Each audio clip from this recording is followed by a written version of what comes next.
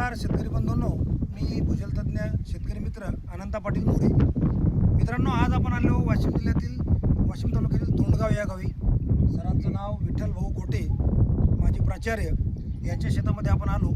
सरांचं 15 एकर क्षेत्र या ठिकाणी आपण मशीननं स्कॅन केलं. दाखवा तिकडे थोडंसं. आणि असं आपल्या लक्षात आलं की वरच्या साईडला एकदम ड्राय झोन असल्यामुळं आणि खडकाचे फ्रॅक्शन त्या पद्धतीचे पाहिजे तसे नसल्यामुळं आपण या साईडला आलो. मशीनचं मुवमेंट आपल्या या भागात असल्यामुळं एक हा जो पट्टा आहे या ठिकाणी आपल्याला एक विहिरीचा चांगल्या प्रतीचा पॉईंट या पट्ट्यामध्ये मिळाला.